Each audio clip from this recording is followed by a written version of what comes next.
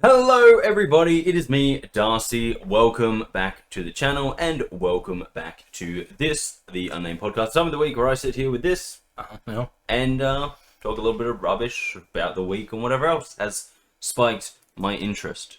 Yes. Generally mine, very rarely his. And guys, welcome back to the first podcast of the year of our Lord, 2026. Yes, that's right. Both me and Kris worship 2026, not the year, the man. Yeah. And Great guy. absolutely. Yeah. And now that we've said that here, that's actually legally binding. Shit. So fortunately for me, I am faith fluid. I worship when and what pleases me. Fair point. For a very long time, I was actually worshipping the Great Journey. Fair. If you get that one, you are my type of people. Guys, welcome back. It is a new year. It is the same old us. Looking at Kris, emphasis on the old. You're older than me though, so shut up. I am, but I have that baby face. Fuck you. Guys, welcome back. Yes, it is a new year. But we are going to do what we always do and get things started with a bit of channel news. Kris, take it away. It's a long one. It has. Was I supposed to remember what happened last week? I hope not, because this week was. Let's just start with Christmas happened. It did indeed. I'm pretty sure the last podcast was before Christmas. So Christmas happened with all the Christmas events. There was a Phasmo, there was a Minecraft, there was snowman building. It was there was the challenge, the Minecraft challenge. It was, yep. Yeah. Go check that out. It was a lot of fun. For all of you who've doubted me and my mountain building abilities, guess what? Fucking nailed it. Built a mountain in a month. And then you lost. Yeah, true. True. I did lose. I'm not gonna lie though, some of that was because I was having to operate many functions.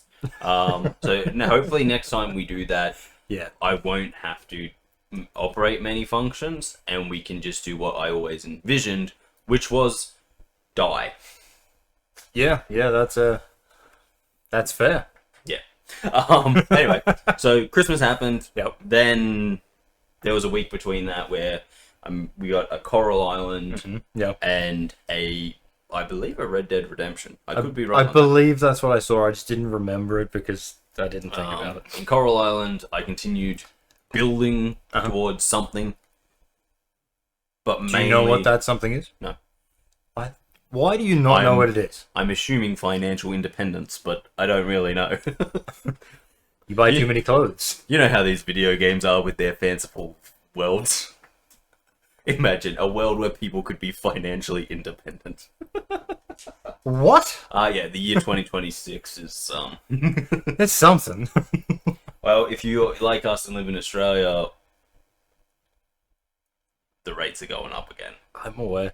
The interest rates are going up, everything's going up because we are what the business likes to call fucked. Yeah. Yes. No, we just have a government who does not understand finance is the big thing. Just hilarious. Yeah, it's kind of funny, except, not like ha funny, more like oh funny. Yeah. But yes, so yeah, I think that is the goal for Coral Island. I think the thing is to own property and, well, to the opposite of what we can do. it's a fantasy game, right? I think everyone needs to understand that. So it's a fantasy game. Oh, so owning a house You and get buying money, habits. you own property, and you clean up the environment. All things that we can never achieve in Exactly. real world.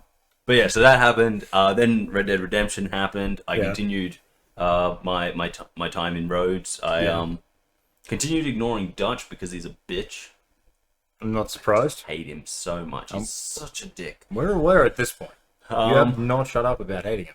I went in and rescued someone Okay. because Arthur's a good man. Well, I gotta say that. I went in and I rescued someone, and then because I had done a good deed, I then went and robbed someone because I needed to be paid for my good deed. It's not what a good deed is. I think it is, but so yeah, I did that, and then I went and became a postman. And if you actually watch that video, you would know I became the wettest postman because my plan for sneaking in was just swim down the river. It turns out Arthur can swim, unlike John. John can't swim. Arthur can, which was fantastic to find out in the moment when I was like, okay, we're just going to yeet ourselves into this water and see if Arthur can swim. It was a real kind of swim or drown situation. Yeah, that sounds about fucking sink right. or swim. That's exactly what it was.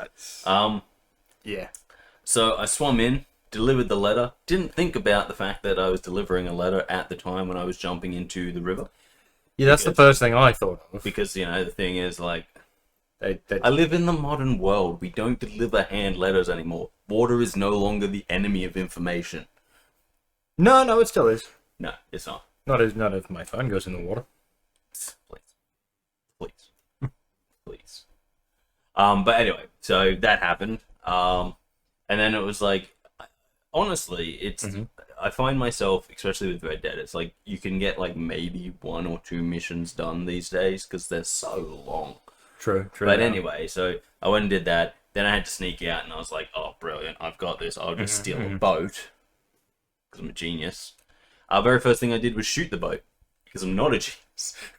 Oh yeah, the dumbass site came out. Fair enough. You know. Well, I was sitting there, and I'm like, "This is the seriously. This is the first time in all the history I've played Red Dead Redemption where I've used a boat.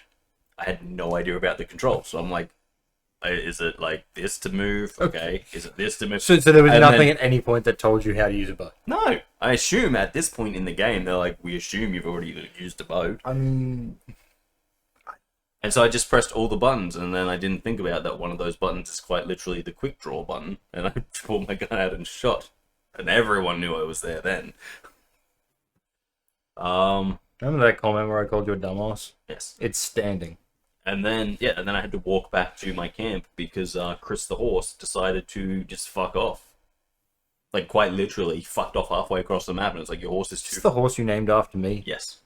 As useless as fucking you. Good. I'm glad he left. As useless as you. And I was like, oh, shit, Kris the horse is halfway across that... Why? I literally left him right here. And you know I get distracted. And then he just... It's only taken after me. And then he fucked off. And then I was like, okay, well, fortunately... I'm not that far from my camp. Okay, yep. So I'll just walk there. Good. And then as I was walking there, I was like, holy shit. I can't use guns in camp, but I can use guns across the lake from camp. And Mike is in camp. And I was like, well, if I get my rifle... Oh, no, that's right. Kris the horse had my rifle, so I couldn't even shoot Micah. Because Kris the horse fucked up again.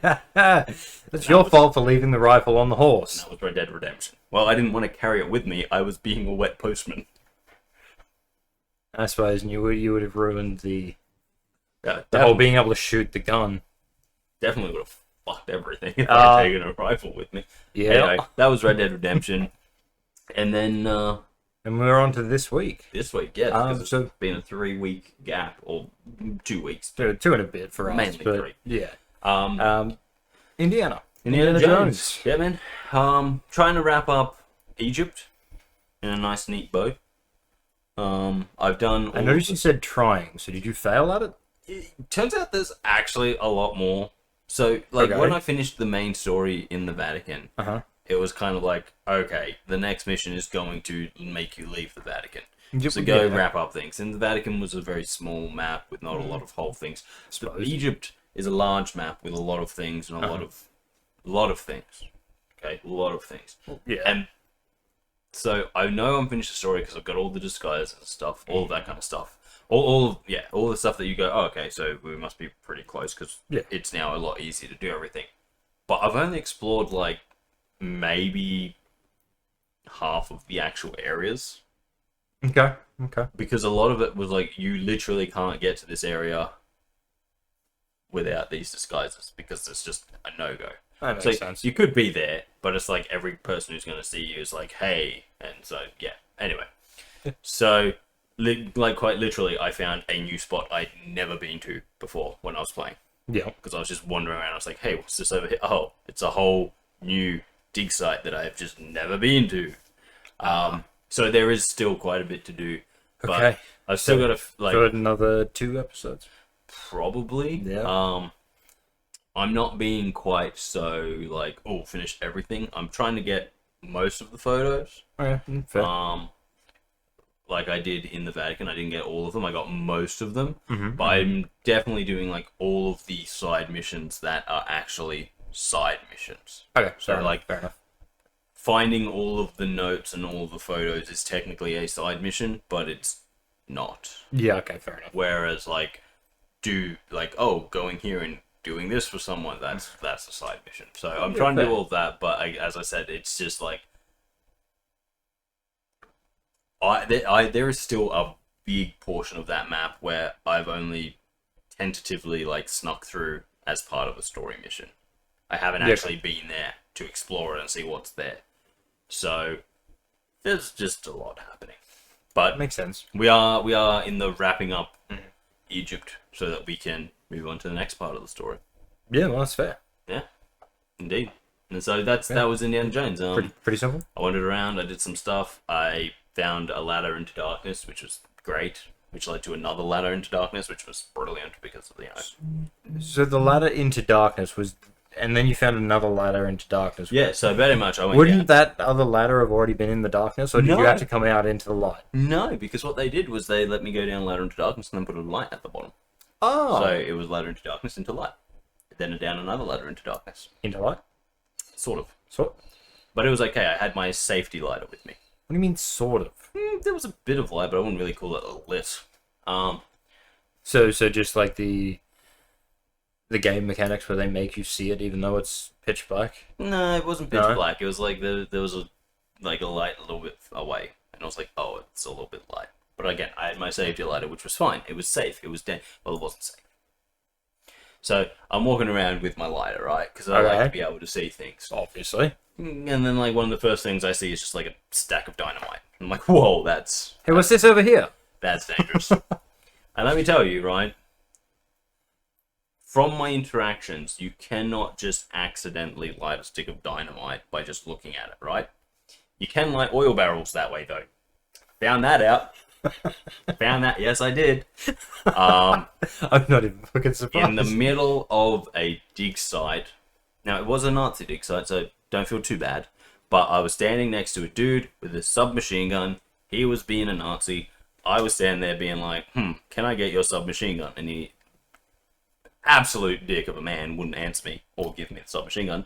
And I was like, oh, okay. And I like turned around. I'm like, oh, look, an oil barrel. And then I'm like, oh, that's on fire. Wasn't on fire before, but when I looked, yeah, it was on fire. And so I ran away like a hero. So is it like you looked at it, but the barrel was like this far away? No, it was like standing next to it. And I went, and it was like, boom, and then it was so it expect exactly what you would expect from the dynamite. Yeah, absolutely. Oh, okay, yeah, fair enough. And then I was like, that was a terrible accident. And everyone was like, wow, that was a terrible accident. And then I realized I can weaponize terrible accidents. And so I did. As if you didn't know that from any other game. Well, yes and no. Like, okay. Yes, in the past I have weaponized terrible accidents by being like, oh, look, it's a terrible accident. How did that barrel catch on fire? But this was actually, how did the barrel catch on? Well, I was just not being safe near it. Well, fair. Like, in no other games. And there are So games... at least it's not like the terrible accident of Nick having money in a game that he can buy explosives. Yes, no, that's not a terrible accident. That's just a dumb move letting him get the money. That's exactly correct. This is more like a Hitman, except instead of Hitman where it's like, oh, what a terrible accident. How did the propane get in the fireplace? And it's like, because a Hitman put it there. Oh, yeah. This was more like, how did the barrel catch on fire? Or someone was walking around with a lit lighter. It's an actual accident. Okay, yeah, fair enough. You know, it was an accident. And then I was like, wow, hold on. I can weaponize this. And no one will be the wiser because I've been walking around with a lighter all day and no one said nothing. Has anybody seen that guy walking around with a lighter? Yeah, why? Keeps the lighting shit accidentally. Should we stop him? Nah, he seems okay. So wait, how much shit has he lit accidentally? It's like at least 10 barrels. Is it an accident at this point? Yes. Well, that's what like seriously, is it an accident at that point? But that is what I do. I must say, if you do watch that video now and you go back and watch it, the first one is 100% an accident. The second one is not. Obviously. Once I'd cottoned on, it was a bold move. yes, it was. But it did exactly what I needed to do. It took out the leadership. Anyway, That's what you need. so that was Indiana Jones. Yeah. And then there was some Battlefield. So basically, guys, I've been playing so much Battlefield 6 because I really enjoy the game, and I try and play at least one match a day because it's one of those things where it's like you can get in, you can play one match, you can have a bit of fun. You can play another match if you so. But if you don't have the time to play another match, you can just play one match. It takes you about half an hour-ish. It's not bad. So, it's not like COD where you're like, I'll just play one match, and then like 5 minutes later you're like, oh, because you're like, oh, I actually wanted to play some video games, but I got 5 minutes. I spent more time in the menus and getting ready as I did playing. Well, Battlefield's more like you spend all this time in the menus and getting ready, and then you get about half an hour of gameplay. So if you stop after that, you're kind of like, yes, I spent 5 minutes getting ready, but I got to play for longer than that. Whereas whenever I was like doing the same thing with COD, it was always like you got to play at least 2 games to make all of the waiting worth it. Fair. And so yes, but I've been playing a lot of that, and so I was like, you know what, I'm just gonna film some of it, which I did. Yeah. And let me tell you, you did poorly. No, I actually did pretty well. Like, first time ever in a game that I've been playing that I was on the best team. How? Well, apparently I did okay. Like, I thought I was doing shit. Oh, no, but apparently I got something like 20 defensive kills.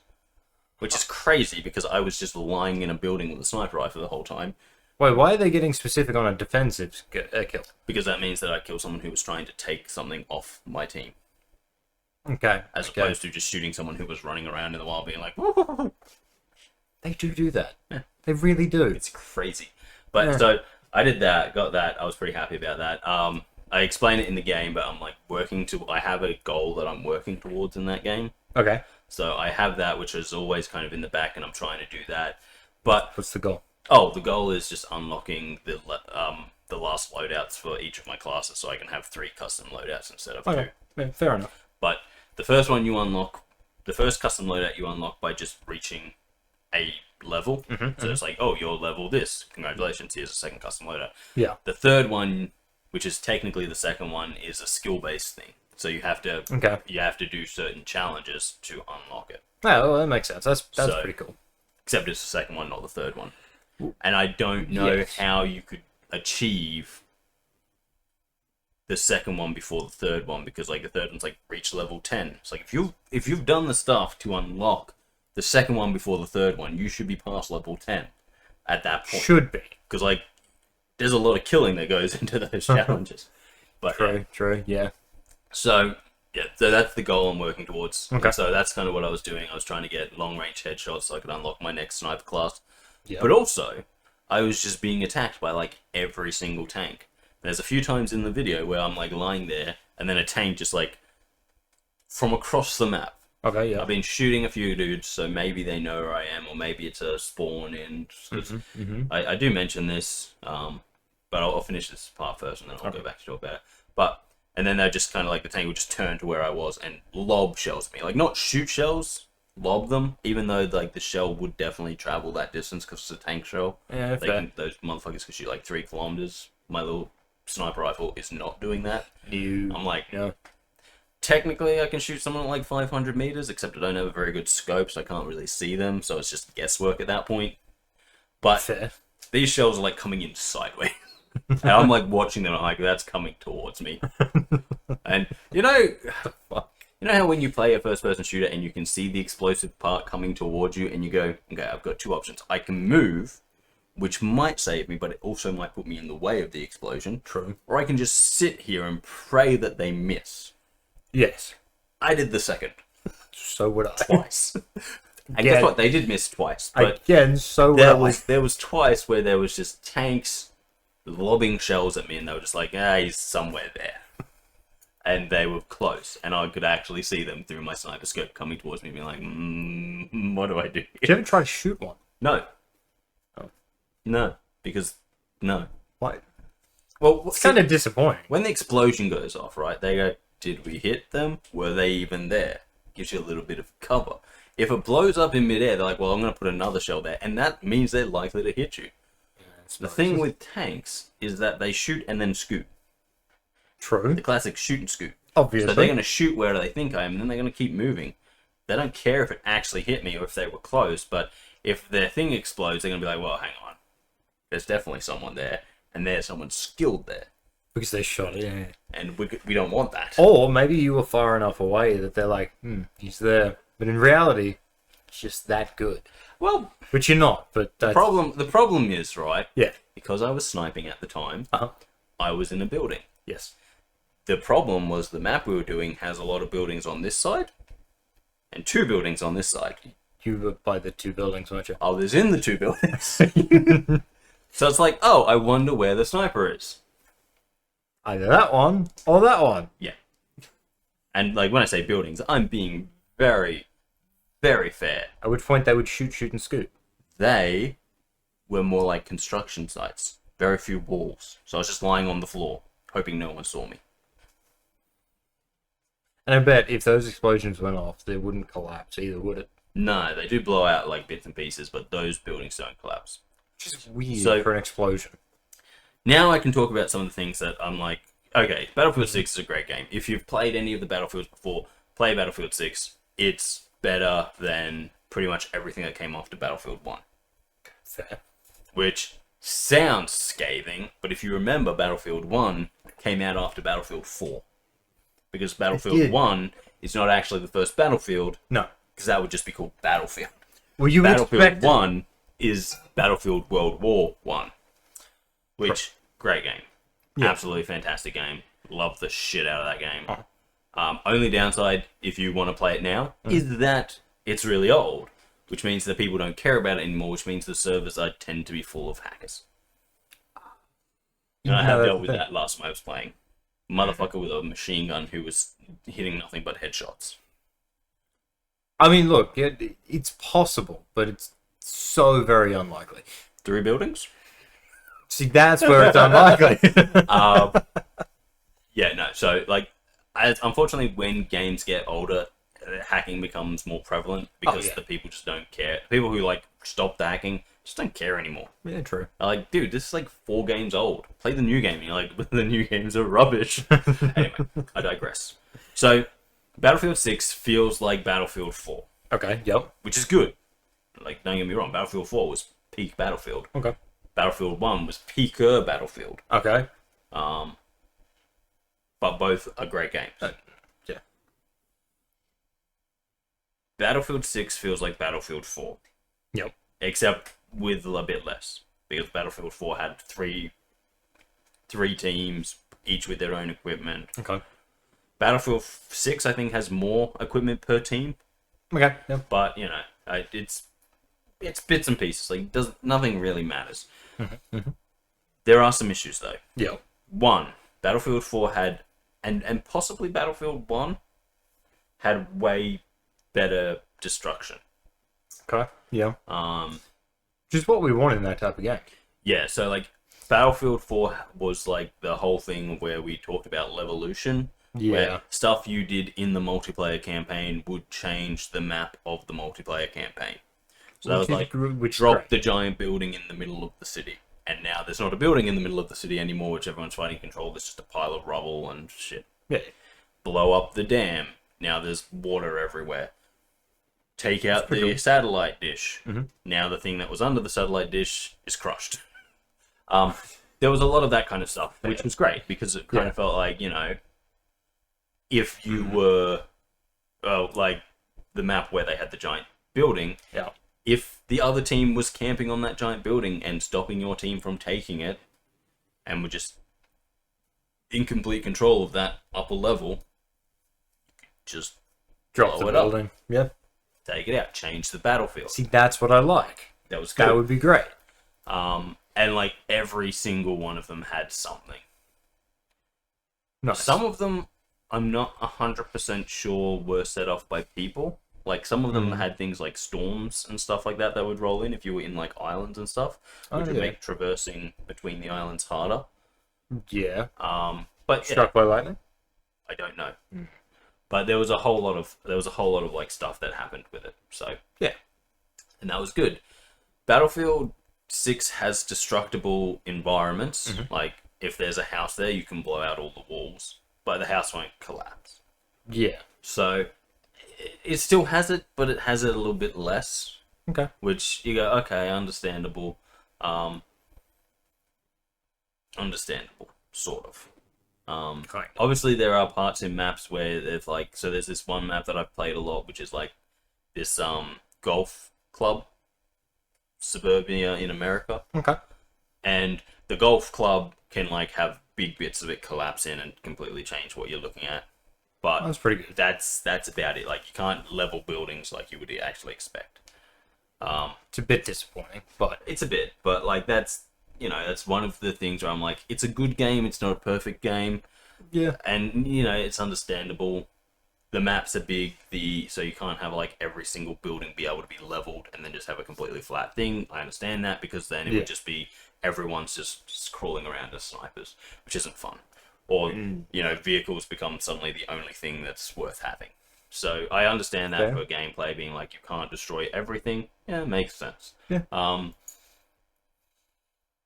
Few other things, bits and pieces that I would like to see come back. Battlefield 4 had this really fun, like, unlockable for snipers, which was the ballistics computer.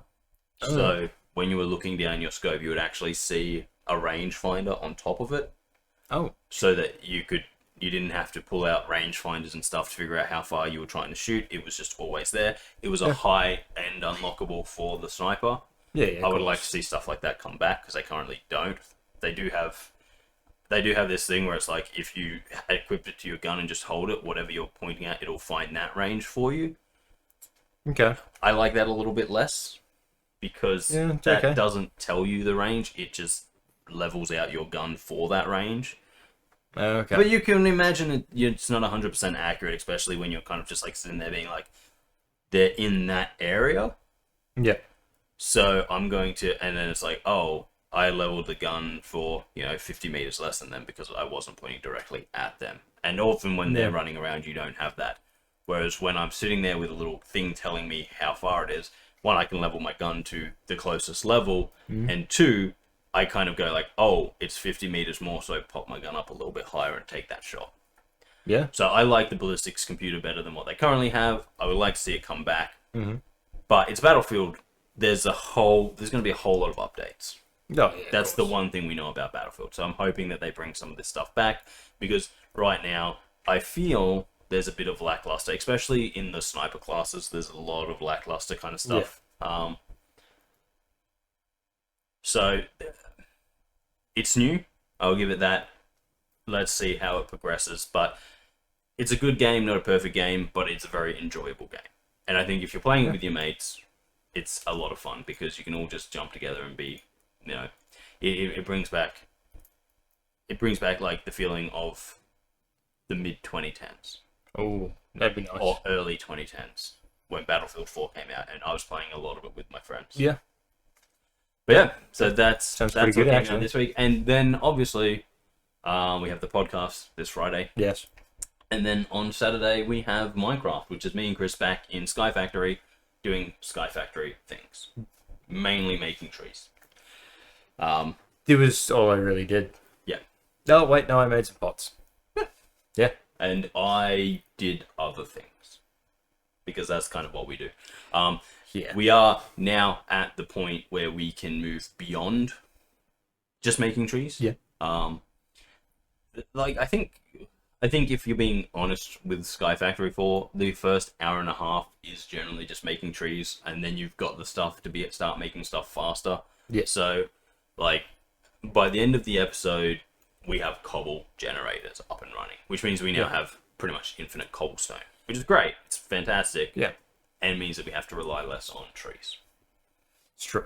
But now it also means that we can start expanding what we're doing and adding new bits and pieces, and slowly start building up to where we want to be. Yeah. So that's coming out on Saturday. Yes. Obviously the shorts are still coming out. We're still putting out those. That's something that I'm working on. So yeah. Yeah. Anything else, Kris? Nothing specific. Nothing specific. Subscriber counts at 344. 344. Yeah. So, yeah.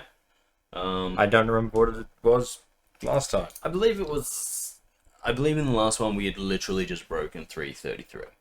So we were on 334.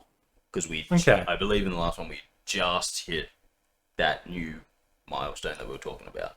maybe. I have a feeling it was the one before. I think maybe we might have been 1 or 2 higher than that. Yeah, okay. But I think we definitely weren't in the 40s, I don't believe. I don't think so. So we have continued to grow, Yes. which is great. We love it. It's nice to see that people are watching this stuff and responding to it. Indeed. Yeah. Yeah, I think it's pretty straightforward. So I think that wraps up channel news, guys. Yeah. We can move on now. Indeed. So, Kris, Yeah. the Game Awards happened. We talked about this at the end of last year. Yeah, but true, yes. The reason I bring it up again is that, Okay. as I said back then, I just don't care about them at the moment. True. I really don't think that last year was a great year for gaming.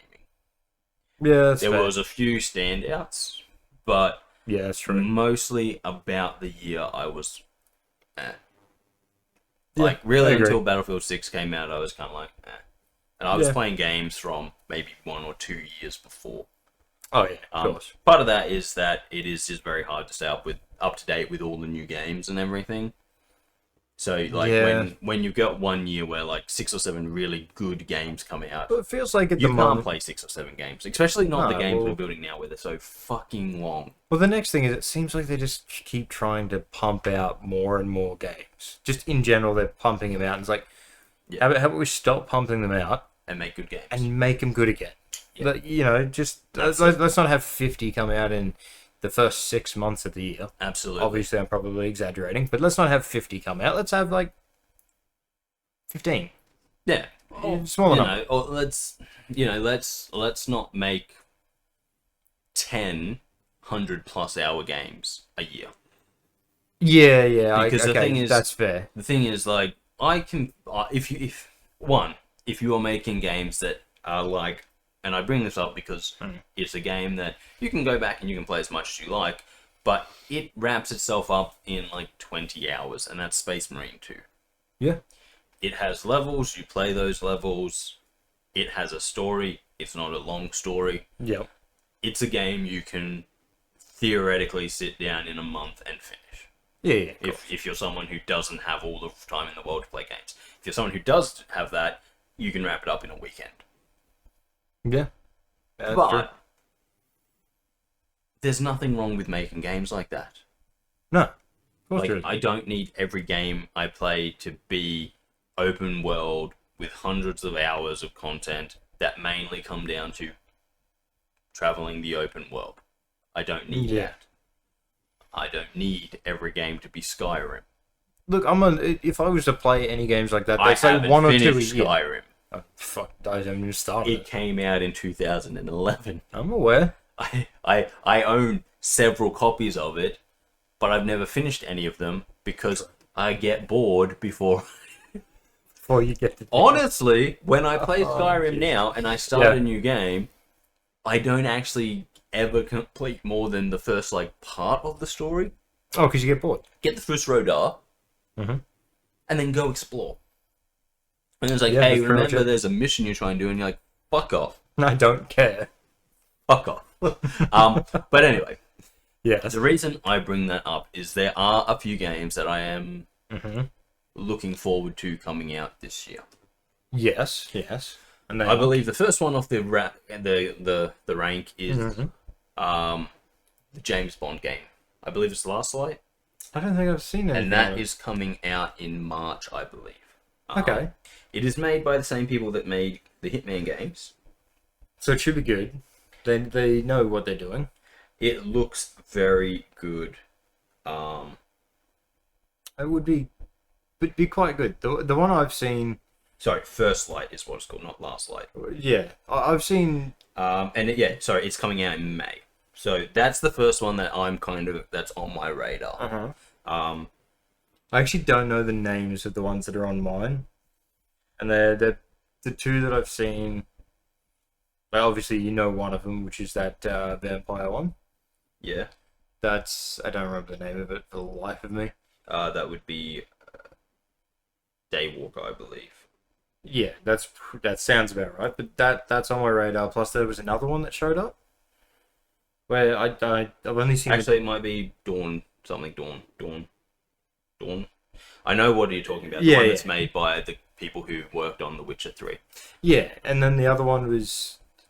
it starts off when there's I keep forgetting the name of this one as well, but the trailer is basically there's almost like a festival going on where they've got a statue made out of wood. Divinity. It is Divinity? It's Divinity, I believe.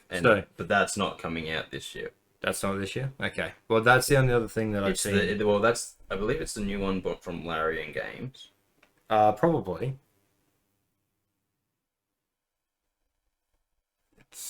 Yeah, that one. Yeah, that's the one. Yeah. So that's the new one by Larian Games. Mm-hmm. It could be part of an older series because there was a series called Divinity that I believe Larian Games worked on. Okay, I'm gonna have to look it up then. But I don't think that's coming out this year. Does it not say? I thought that was coming out because it was only just... Okay, so it is part of another one. Yeah. Okay, in so early next access year, next year. Okay. So that's going to be late next year. But again, that's because what we saw that was the very first The thing. cinematic. Yeah. Like that was pretty much the hey, we're working on something, guys. But the other big one is GTA. Yeah. Now I know that that's been pushed back to November. Jesus Christ. Do we think that that's going to get pushed back again? I don't think so, purely because they've pushed it back a few times already. Remember, technically it's supposed to be in our hands right now, if you believe them. Yeah, true. From when they first started announcing it. So I kind of don't believe all of the dates we get anymore. Yeah. Especially on the massive ones. The massive ones, I think they're always trying to overachieve. Yes. And it never ends up working out, so it gets pushed back regardless. Smaller ones, I can agree, yeah, they do come out when they're supposed to, but I find a lot of them get a silent release as well. So, yeah, Blood of the Dawnwalker is supposed to be 2026. Okay, yeah. So, I agree with you. That is a game that I'm looking forward to. That should be coming out this year. We've got, as I said, First Light coming out this year, which I am hoping is a good game. And then obviously at the end of the year we might have Grand Theft Auto 6. So those are 3 big-ish games that are coming out this year. True. That could wrap up my entire new games for this year. Yeah. Like I'm sure there's a lot of other games that I'm forgetting that I like just aren't on my radar. I mean, don't get me wrong, play. there is a bunch of things that I think we've both said, oh, we're interested in, but then they've either had a really silent release, or they just drop off the radar because you go, I like the look of that game, but you know, it's not something that you're actually going. It's not something that's going to stick in your head. The reason that the James Bond one does is it's James Bond, but it's made by the Hitman people. I love the new Hitman game. It's true. All 3 of them. Yeah. And imagine doing that, but instead of being a hitman, you're a spy. Yeah. Okay, now we're talking. Pretty good. I think GTA 6, if you are into gaming at all, it's on your radar because it promises to be the biggest game. It has issues that I want to talk about, but it's always and these aren't things that I know. It's just things that I feel from what's expected of a game from these guys now. And then obviously for both of us, Blood of the Dawnwalker is on our things because 1, when we first saw it, it looked good. 2, it's coming from people who have nailed that genre before. Yeah. The Witcher 3. And, you know, it just looks good. Whereas a lot of games, you're like, oh, that looks good, but it's coming from a small studio, so they just fall off the radar because they don't have the budget to keep getting out there all the time. Yeah. Or... Well, in this one, you just that don't one also care seems enough. like it's got... Could be a very interesting story. It could be. It could be. Whereas I see a lot of other stuff that's been coming out and it's like, oh, there's a story. Okay. Is it a good one? Well, it's there. Okay, Exactly. cool. Thanks. So I think the big thing is that it takes a lot to keep a game on my radar these days because 1, I don't have all the time in the world to just give to video gaming. No. Surprisingly, I know. Shocker. But I also just don't care as much anymore. Like, Yeah, every new drop agree. is just more money that I'm losing generally. And yes. often it's for stuff that I'm just not, like, I play for like 20 minutes and I'm like, yeah, no, this isn't good. No, yeah, that's about how it And I goes. know everyone's like, oh, well, if you don't play it for that long, you can get a refund. Yeah, I'm just not fussed. I'm honestly, the game is worth so little to me, it's not even worth the time to get my money back. That is true, yeah. And it's like, yeah. So it just becomes something that I leave there. Yeah. So let's talk a little bit about GTA, because I always want to talk about this, and basically it all comes down to the fact that, one, we were supposed to have it. It was already supposed to come out, but the fact that it's been pushed back to the end of this year tells us that, well, they just were not at all ready Oh, of course they were. for a release date last year. No, Especially mid last year, which is when I believe its first original release date was. believe so. So, But as I said, it's exactly what I said. It's the overachieving. They're too ambitious for the time frame they've given themselves. That's just how I it's don't going. even think that. So, first of all, the last game that these guys did was Red Dead Redemption 2, which by all accounts is a masterpiece of a game.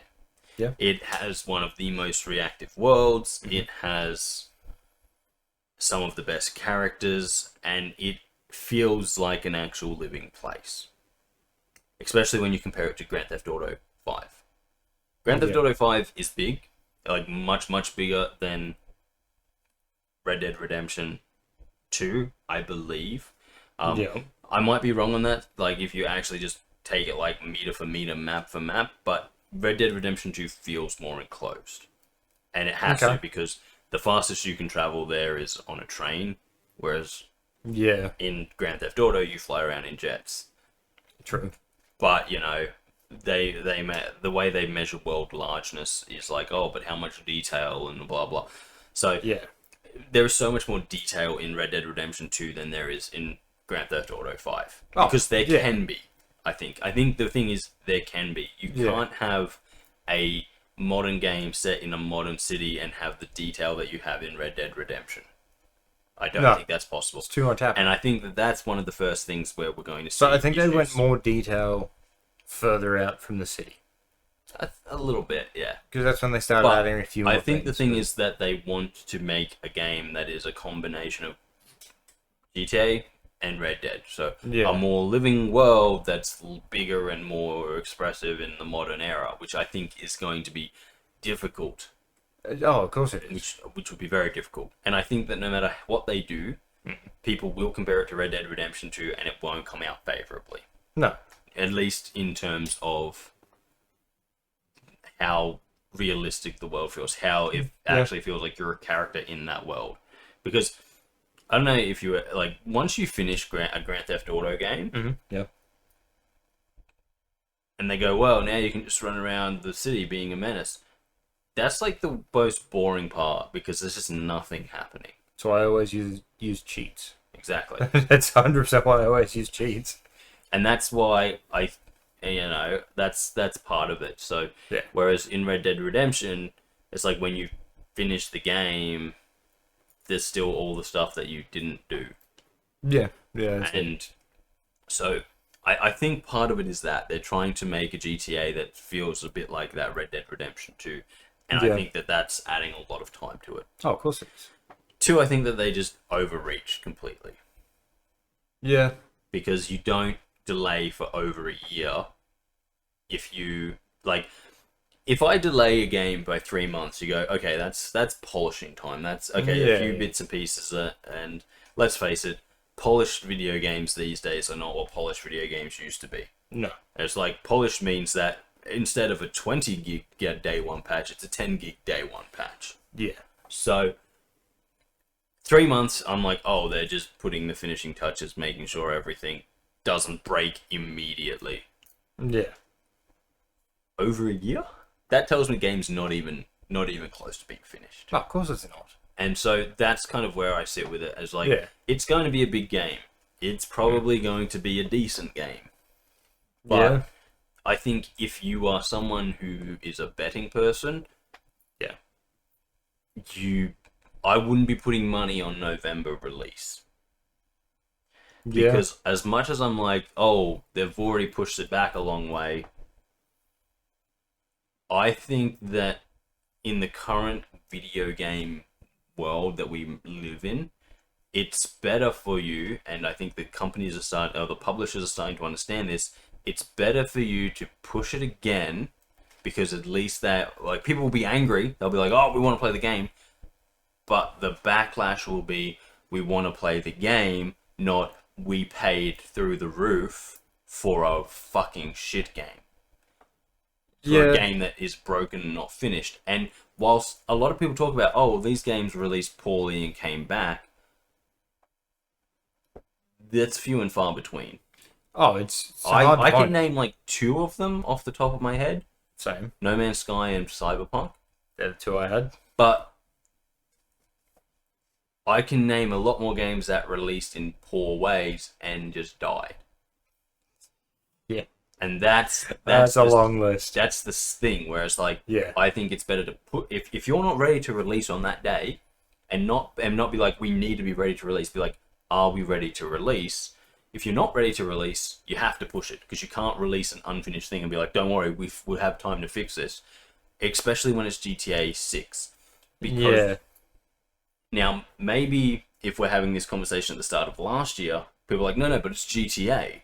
It can't fail. Everyone will give it the time it needs to fix once they release it. Yeah. But that was until COD came out this year. Oh, yeah. Or last year, sorry. And when that came out, it bombed. It bombed. Everyone was like, this is a piece of shit. And this is COD. This is the franchise that is too big to fail. Yeah. With yearly releases. That they can literally be like, oh, yearly release, don't worry, here's our cash injection. Yeah. Well, it bombed. It didn't work. So I don't think in the current game market there is such a thing as it's too well known to fail. Because I think COD has GTA beat in that metric. Yes, GTA is a bigger game. Yes, more people know it. But COD has been printing yearly. GTA does not. Would I say no more people know GTA? I would. I wouldn't. I would, because people who don't gameplay know about GTA. Yeah, but people who don't game know about COD as well. Yeah, but I would say that... Okay, my grandparents, who don't exist, because they all dead. Just remember that. Okay. My grandparents, back in the day, knew about GTA because it was in the news as a scandal. It's a game where you go around committing crimes, whereas a game where you play a soldier... You know, that it was another game. Yeah. Yeah, okay. So, like, yes. So I would say GTA is a bigger thing. But, as I said, I think what's been proven over the last year is there's no such thing as too big to fail in the gaming world. If you release shit, especially at the price points we're paying for games now, if you release shit, you can lose it all. Oh, yeah. Easily. And then... Look at EA. They've been sold out. They're no longer... EA, well, they are, but they now have a new owner, and that was from a company that's from EA. You know, one of the fucking cornerstones of the gaming industry. That I think EA has been around as long as I've been a gamer. Yeah. So and guess what? Let's start. They cracked enough that they needed to be bought out last year. So I think at the moment where we sit, Ubisoft got bought out, you know. Technically, I don't think they did, but, you know, these are gaming franchise names that everyone knows. Publishers that, even if you just dabble in gaming. Yep, yeah, it's definitely been around, 1982. There you go. Yeah. So, like, but yeah, this is last year or early this year or whatever it was the year that EA went and needed someone to bail them out. Yeah. Ubisoft needed someone to bail them out because... Yep. I think for the first time ever in the history of gaming, gamers are now actually have the power to vote with their wallet. I know in the past we've always... we kind of don't have a lot of choice at the moment but to vote with our wallet. Yeah, but like, so one, they're getting so expensive. Well, let's talk about this, Yeah. because in the past people have always said, hey, if you don't like it, vote with your wallet and just don't buy it. Yeah. But it's never really made a difference because we still ended up here. No, well, see, the thing is, with the amount of money they're putting into it, sinking into games these days. That's it. I think That's why it's working the now. crux. Whereas in the past, it was like, oh, this game failed. You won't see another one of these games, but we can keep putting out this slop, Yeah. this poorly written slop, because we made 3 games this year. Yeah. You know, we published 3 games this year. So one of them went gangbuster, the other 2 failed. We learned, as a company, we learned nothing. We don't look at those 2 that fell and went, ugh, maybe we should avoid them. Yeah. What we actually look at is, overall stop profits. Making cheap games like these, make this game because this game sold a lot. Whereas that wasn't the actual thing. It was like, people just like that game. Yeah. You learnt nothing. And I think that was always the issue with voting with your wallet, is the companies weren't actually learning things. They were just refining from making lots of games to making the one game that was selling. True. Let's look at Ubisoft, Assassin's Creed, anyone. But as I started making games that were way more expensive and couldn't afford to be flops, that's where we really actually gained the power to vote with our wallet, because all we had to do was make games flop by not buying them. Yeah. And also, we don't have to buy games now to actually see what they're like, because you can watch your favorite streamer, you can watch a YouTube talk about it. And let's be real, let's be fair. We often talk about the media and how, especially the gaming media, and how they don't represent the players. Yeah. That, you know, they'll gloss up a game that everyone fucking hates because it meets what they're trying to achieve. It has the right narrative, or it's made by the right people, or whatever. Yeah. And gamers don't trust them anymore.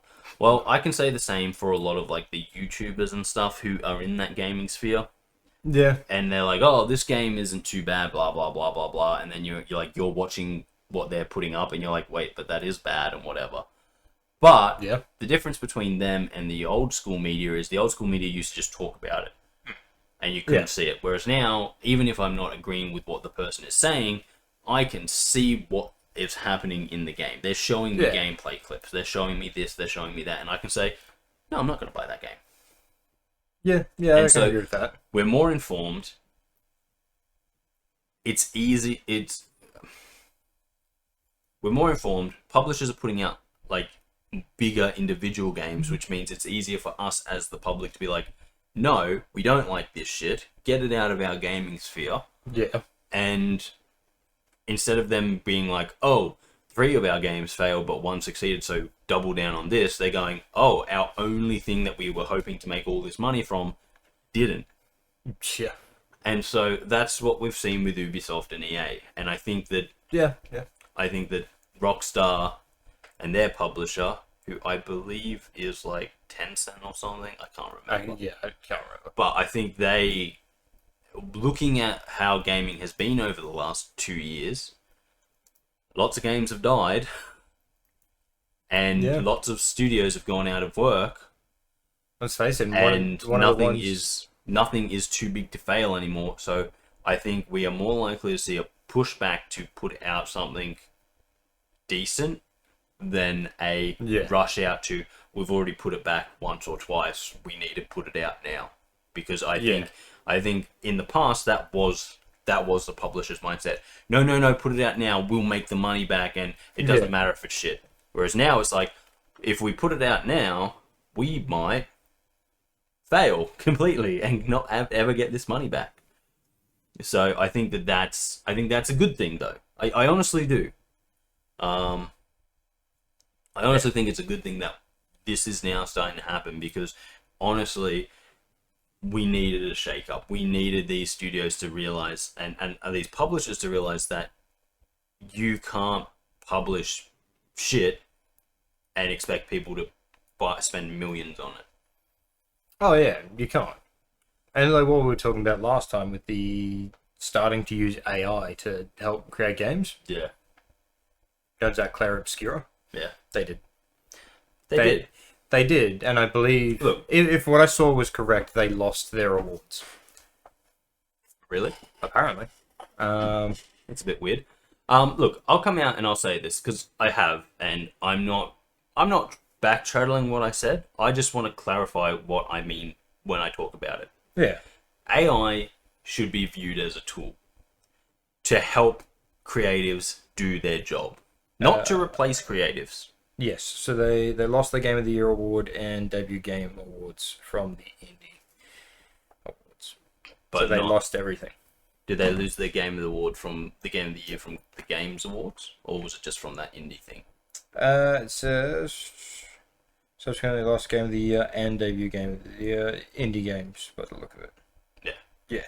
I honestly didn't think it was going to change too much in the Game Awards stuff. Yeah, I just saw that and I'm like, oh shit, okay, so look, as I said though, yeah. it's all about how you use the tools. Oh yeah. There are people out there who would be like, oh, AI can make music.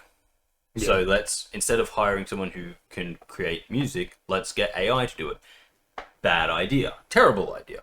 Yeah. Because one, and this comes from a lot of like just what I've been watching about people with AI. One, you can't own anything AI creates. No. There's no copyright protected for it because, of course, there's not. Yeah. Because AI can't create, it can only derive. Right? Yeah. Secondly, I think in the coming years, especially this year and definitely next year, we are going to see a massive kind of backlash on AI. Where a lot of the AIs that are currently being trained are being trained using copyrighted images. If you don't own the image and you're training AI with it and it's producing images, you're in breach of copyright.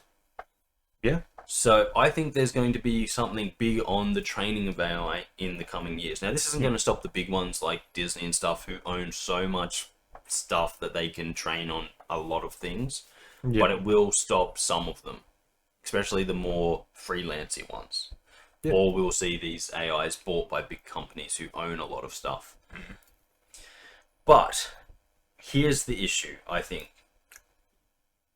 AI is supposed to take over labor-intensive jobs to free us up to do the more human elements. I think I said this last time we were talking about it, but the thing is, it's supposed to do the mundane so that we can do the more creative. Yeah. The problem is at the moment, everyone's trying to use it to do the creative because, you know, an artist costs money. Yes, it does. But there's a reason for that. Yeah, true. It's one of those things where it's like, the reality is that we are doing what humans do, which is, especially in capitalistic societies, which is how do we save money? Oh, computer save money because computer buy once as opposed to pay someone all the time. Even though computer may be vastly more expensive than person, I only have to buy computer once. And this is what these people are thinking, right? And you've got all of these big tech industry people who are earning a lot of money off AI because it's like, hey, we've got to, you know, sell this and sell that and do this and do that. Like, let's talk about Nvidia real quick. Upping the prices of their chips, of their graphics cards. Why? Well, because they're making less graphics cards. So to not see a massive drop in their, you know, what they're earning, well, they'll just up the prices. Yeah. And why? Well, it's all about AI. We're making more things for AI so that AI can become more powerful, blah, blah, blah. The thing is, AI is a tool. Especially, and I think this is something that we really need to kind of discuss with the whole naming conventions of it. It's not AI. It is not an artificial intelligence. True. We need to come up with better terminologies. I personally prefer VI, which is a virtual intelligence. Yeah. It's not intelligent. It makes sense. But it can answer questions by compiling a whole lot of data. It can't come up with an answer.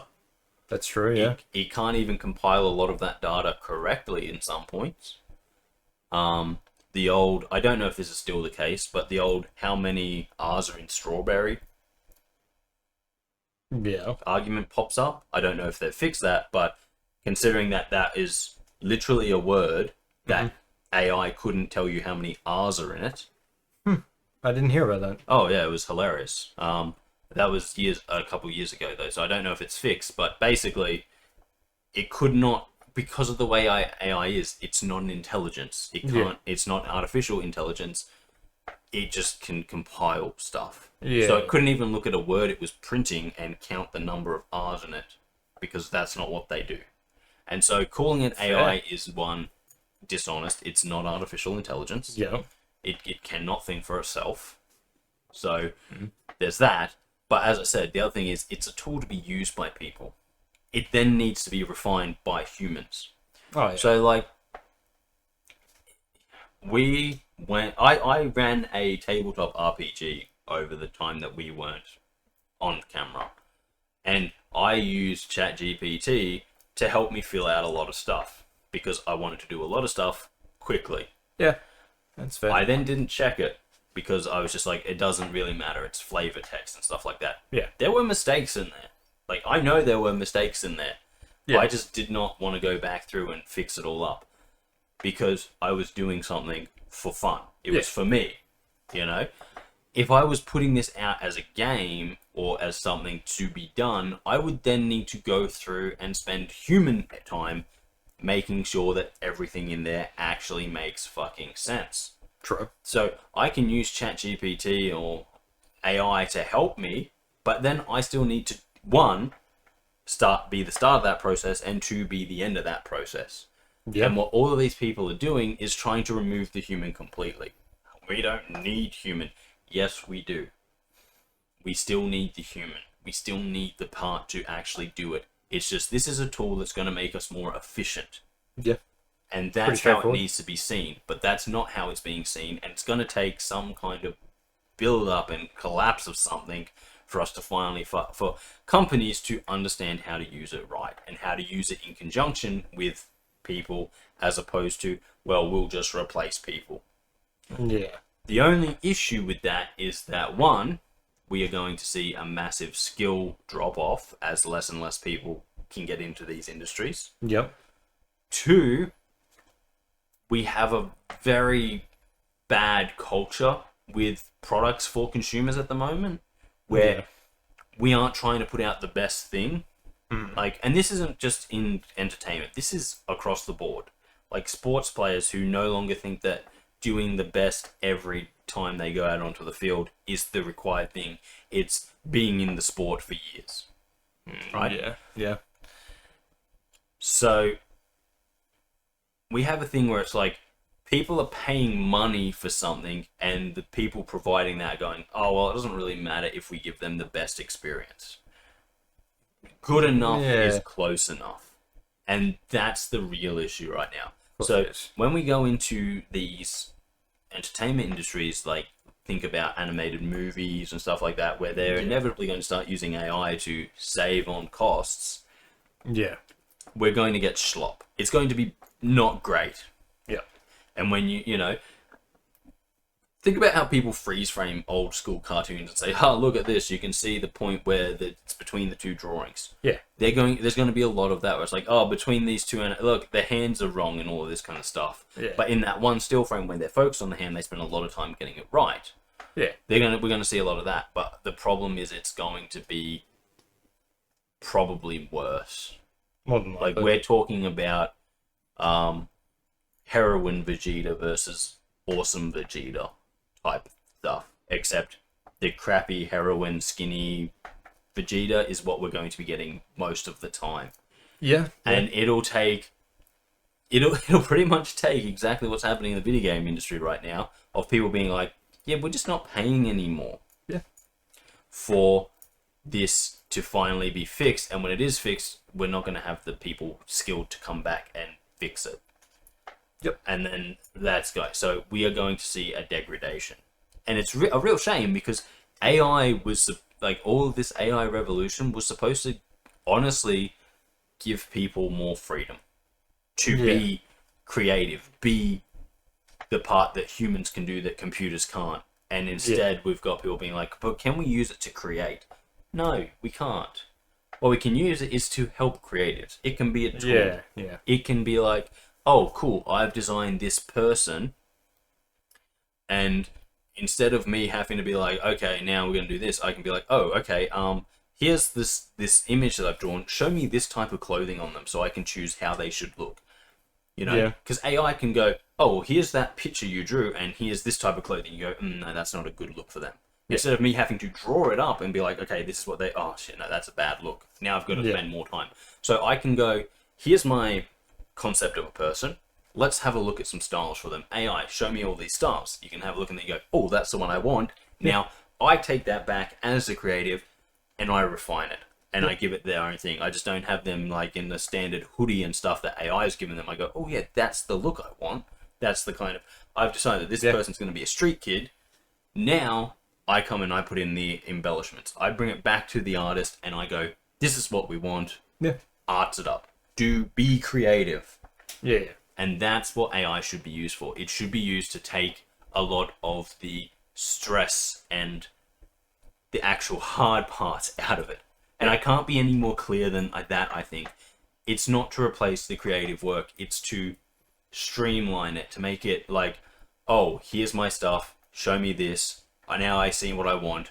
Give it back to me. And I can now take that instead of having to do 50 drawings and be like, I only want one of these because the rest of them don't feel right. Yeah. I can go, here's one drawing. AI, show me all of these variations on it. Cool. I like that feeling. Give me that. Yep. I go back to my creative part. And I streamline a lot of the stuff where it's like the concept books. Yeah. Don't get me wrong. I love a good concept book. Yeah. But you tell me when you open a page and you see 28 hand-drawn designs of the same character that they chose a portion of one and then pretty much did a whole other thing, that didn't take hours and hours of work. Of course it did. Exactly. And that's what AI should be doing. It should be helping with the concept stuff. Here's a concept of a person. Show me what they'd look like here. Show me what they'd look like here. Okay, here's the plan for a city. Let's start concepting on AI instead of having people hand draw the concepts. And then once we've got that done, we can be like, cool, give it to the artist. This is the vibe. Go to work. That's what it should be being used for. To streamline, to make the artist's lives easier, not replace them. Yeah. When it comes to music, well, I don't even know. I don't even think I trust AI. In all honesty, just hire someone who can compose because one, they can have your compose. They can make the music meet the tone of the piece, and two, I trust people more with music. It's a very creative thing. It's far too creative for it. That I do agree with that one. We can't use AI for music at all. Yeah, it makes a couple funny videos here and there, but it's like the other thing, and I've gone on record saying this before, but like AI being used to create voiced characters that can respond to how you interact with them. Yeah. I think that is a big step forward. As I said when we were talking about it, you can't be like, hey, we're going to have you record this voice line once, or we're going to have you record this once, and we're going to use it forever without ever paying you. No. We've talked about this. We're going to get you to train out your AI voice thing, and we are going to use that. And every time we use it, we pay you like we were using you because you own that. It's your voice. You're the actor. We just have, instead of having you come in and have to read out every single line that could ever be imagined, we can have a computer be like, okay, now that I have your voice, oh, this is what the character did. This is how this character should interact with that. Now let me put together how it would sound coming from you. As far as I'm concerned, you still have to pay the voice actor for that because you're still getting them. It's just you have a computer putting their lines together in a way that is more reactive. I like the sound of that.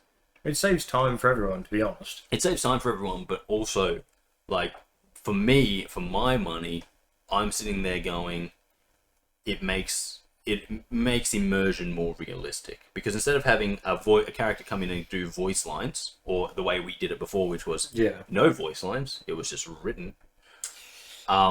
You can have a character come in and actually react to what you're doing. Nothing makes me laugh more than when you do something horrible in a game and in the cutscene, all the characters are just like, wow, that was really lucky. And you're like, yeah, I just like murdered like 50 fucking people. And it's like, yeah, we just got out of there by the skin of our teeth. It's like, no, I stopped to murder 50 people. Like, we weren't, I stopped running. And it's like, but because the way games work is, you know, they can't react to that kind of stuff, whereas AI could allow us to do that. But the issue there is that for voice characters especially, you need to be like, no, this isn't replacing you. This is just, you know, we are building this based on you. Consider this a second you.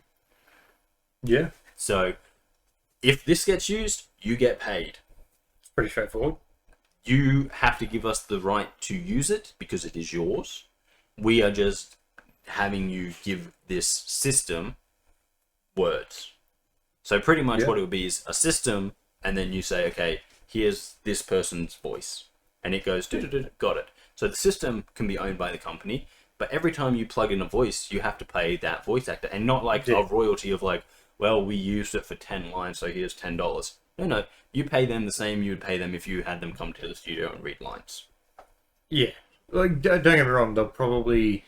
There will be a whole big thing. There's going to be a big thing. The first time they go in, I think they'll get the actual full cost. Yes. I don't think it's going to be the same payment every time. It'll be lower. But I think at the moment what we need to do is we need to fight for it to be exactly the same. As if you are bringing them into the studio every time, even though you're not, you're just using an AI trained on their voice. Because if we don't, it opens the door to be like, well, we can pay them half of what we would normally. Well, we're already paying them half, so now we can pay them a quarter. Why do we even need to pay them at all? We have this on file. Yeah. And that's the thing. We need to make it so it's like, there is no gray area here. You pay them like they're coming to do the work because you are using them to do the work. Oh, yeah, cool. And that's it. That's it. Yeah. And we need to not let people get involved and be like, oh, yes, but we can understand how Disney might not want to pay this person for their voice because, you know, that person came in for a month to train their AI and they went, yeah, here's all this money for helping us train our AI, but we don't want to pay you anymore. So we just want to keep using your... And we're like, no, Disney, fuck you. You have to pay them all the time. Of course. And every company should have to because that's the thing. But, as I've said, for gaming and stuff, from a gamer's perspective, I'm like, that's actually a really exciting change that could happen is that by having AI, it would have to be a good AI. That's the first thing. Yeah, cool. You can't have an AI like we currently have where you hear the voice and you go, wow, that's so fucking robotic. But once we get to that point, it would make games so much more adaptive because instead of having to have someone come in and people predict everything you're going to do, you could have the computer actually reacting to what you're going to do. And using its trained AI voice to voice that character out there. But as I said, we open a whole bag of worms there where people go, but we have your AI trained voice. Why would we ever need to pay you again? It's like, because that's mine. The voice is me. You can't... You can use the AI as much as you want, but you use my voice? If it sounds like me, if it has my idiosyncrasies and everything like that, you pay me because that's me. The AI is just running me. Yeah. The AI is just copying me.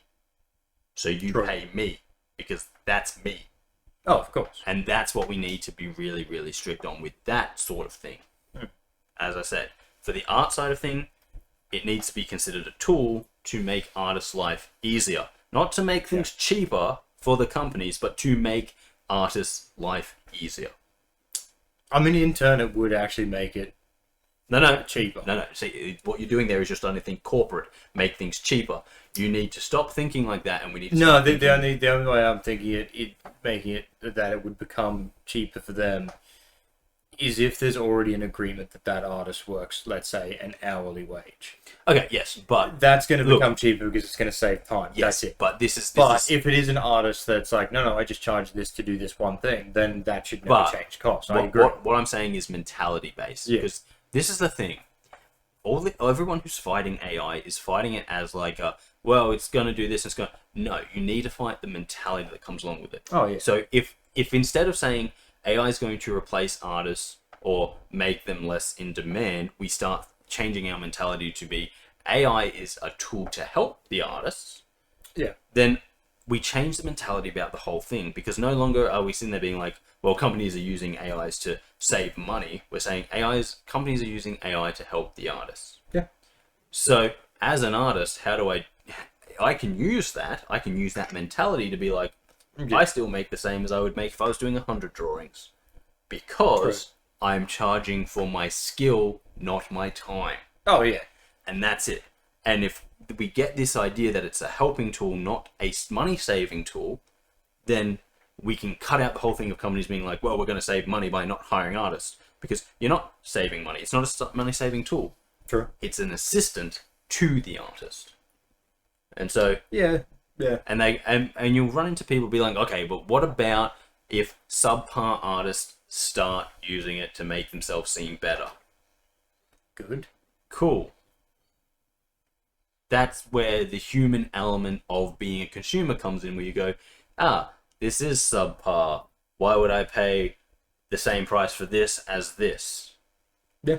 But, that's the human part. That's where you, as a consumer, have to do your consuming part and not pay for fucking garbage.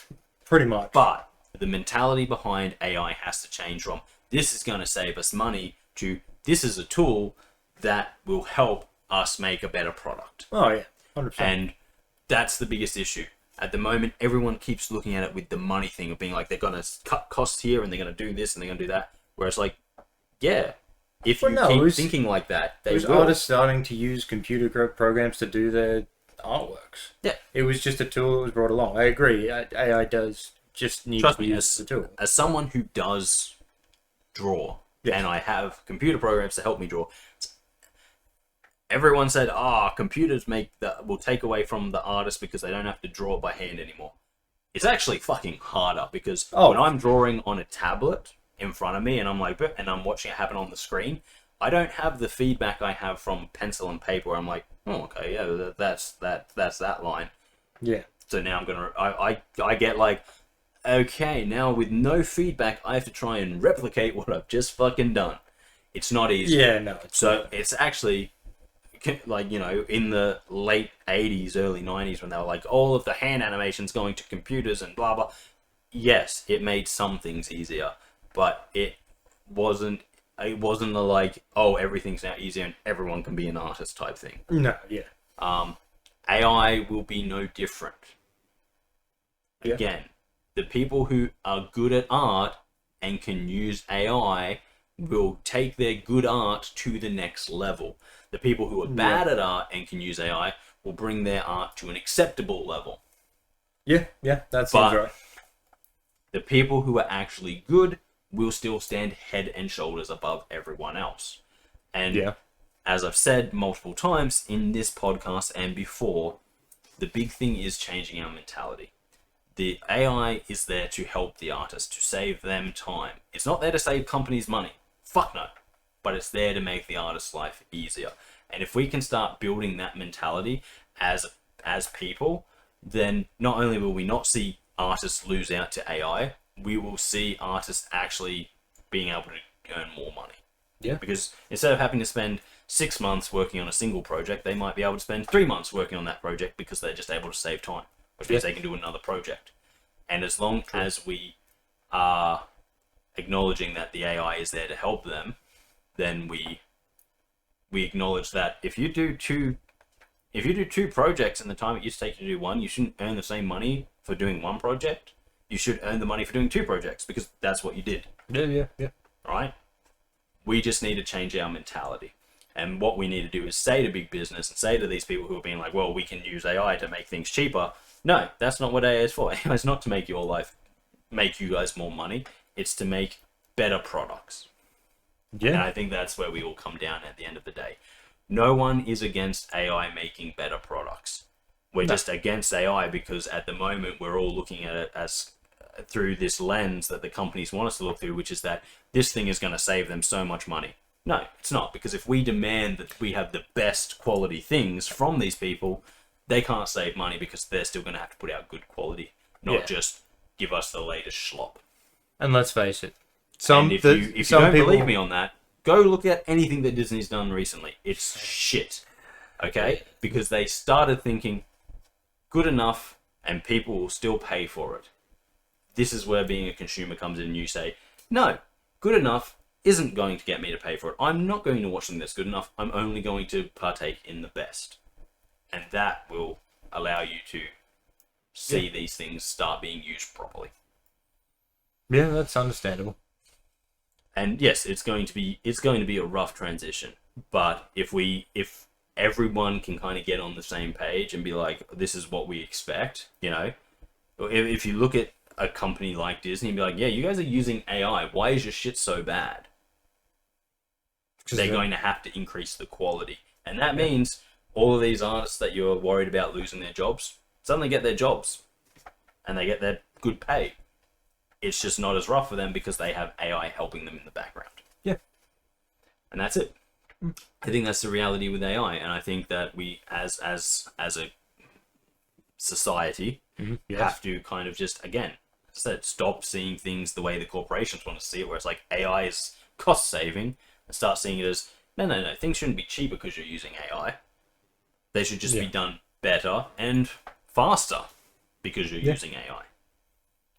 That's it. Start demanding that of companies, and we might actually live in a place where AIs are not considered the enemy. Yeah. Yeah, I think it sums it up. I think so. So, guys, thank you for joining us. New year. We're happy to be back. We will catch you all next week. The podcast is now fully back. It is. So, thank you for joining us. I've been Darcy. That is Kris. Yes, indeed. If you like this, consider liking, sharing, commenting, or subscribing. If you haven't already, it really does mean a lot to us here. If you want to see more from me and Kris, check out the rest of the channel. We have all the podcasts that have come before this. Yes. As well as playing video games where we play video games and yell at each other. That's kind of the thing. Yeah. Or if I'm the one playing the video game, there's not so much yelling because there's no irritating dark forces around me. No. Anyway, once again, guys, thank you for joining us, and we'll catch you next time right here on the channel. But until then, see you later. Fail. I can clap this time.